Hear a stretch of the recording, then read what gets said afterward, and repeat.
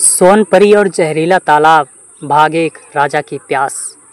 बहुत समय पहले की बात है। दुर्गापुर में एक राजा राज्य करते थे। राजा का नाम अजय सिंह था। अजय सिंह बहुत ही धर्मात्मा और पराक्रमी राजा थे।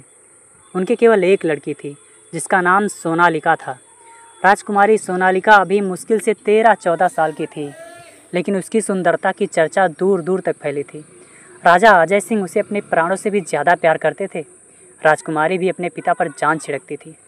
एक दिन की बात है, राजा अपने सिपाहियों के साथ जंगल में शिकार खेलने गए। राजा के साथ उनके 4 अंगरक्षक थे, जो सभी प्रकार के अस्त्र शस्त्रों से सुसज्जित थे। राजा को शिकार के लिए भटकते भटकते दोपहर हो गई, लेकिन एक भी शिकार ना मिला। थके हारे राजा अपने घोड़े से उतरकर एक बरगद के पेड़ की छाया में लेटकर विश्राम करने लगे। उन्होंने अपना घोड़ा वहीं पेड़ की जड़ से बांध दिया। राजवीर, मुझे ठंडा पानी चाहिए, राजा ने अपने अंगरक्षक को संबोधित करते हुए कहा। अभी लीजिए महाराज, वह बोला और फिर पानी की खोज में अपना घोड़ा लेकर जंगल की ओर बढ़ गया। राजा अपने तीनों अनुचरों के साथ काफ़ी समय तक राजवीर के आने की प्रतीक्षा करते रहे, लेकिन राजवीर नहीं आया। पता नहीं क्या बात थी। राजा और उनके सिपाही राजवीर के लिए चिंतित हो उठे। ज्यों-ज्यों समय बीतता गया, त्यों तो चिंता बढ़ती गई। दूसरी ओर सूर्य की प्रखर किरणें जैसे कण कण जलाए दे रही थी। इतनी तेज धूप थी। प्यास के कारण राजा का गला सूखता ही जा रहा था। तीनों सिपाही राजा की ओर विवशता से ताक रहे थे। तभी राजा बोला, तुम तीनों यहाँ से तुरंत चले जाओ और मेरे लिए पानी की खोज करो। साथ ही राजवीर के बारे में भी पता करो कि वह अभी तक क्यों नहीं लौटा। लेकिन कम से कम एक आदमी का तो आपके पास रहना जरूरी ही है महाराज। राजा ने उत्तर दिया, नहीं, तुम लोग मेरी रक्षा के लिए हो और इस वक्त मेरी रक्षा के लिए पानी की सख्त ज़रूरत है। इसलिए जैसे भी हो मेरे लिए अतिशीघ्र पानी की व्यवस्था करो। साथ ही साथ राजवीर की खोज भी करो। सैनिक बोले, जो आज्ञा महाराज। और राजा का आदेश पाकर वह तीनों एक स्वर में बोले और फिर अपने घोड़ों पर बैठकर पानी एवं अपने साथी की खोज में निकल पड़े। लगभग 2 घंटे तक राजा अपने सिपाहियों के लौटने की प्रतीक्षा करते रहे, लेकिन जब उनमें से कोई नहीं लौटा तो राजा चिंतित हो उठे।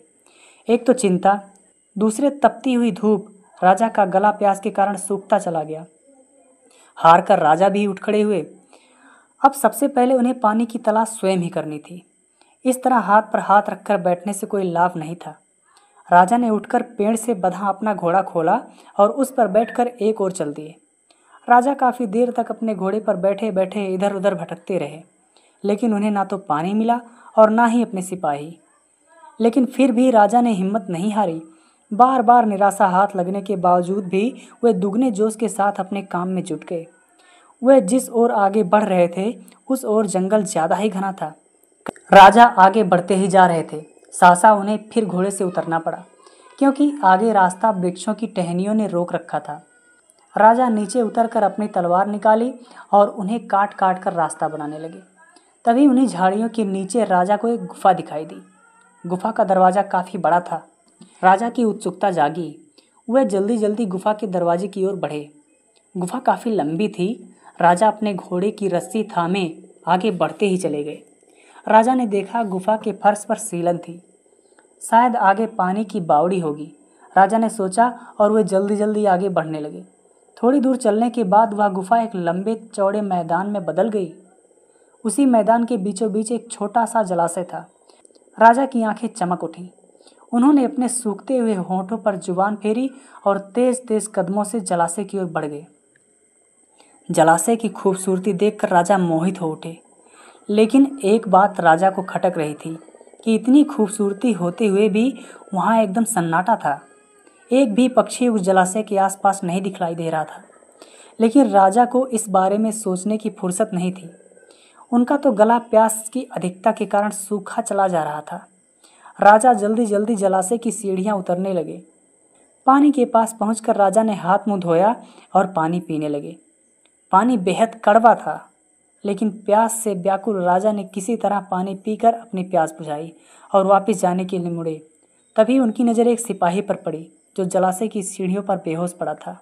पहला भाग आपको कैसा लगा, आप कमेंट करके ज़रूर बताएं, और पूरी कहानी सुनने के लिए हमारे चैनल को सब्सक्राइब कर लीजिए, वीडियो को लाइक कीजिए। जैसे ही हम अगला एपिसोड अपलोड करें आपके पास पहुंच जाए और आप पूरी कहानी का लुत्फ़ उठाइए, क्योंकि ये कहानी बहुत ही गजब की है। इसमें तिलिस्म भी है, जादू भी है, और गजब का रोमांच है। तो मिलते हैं अगले भाग में।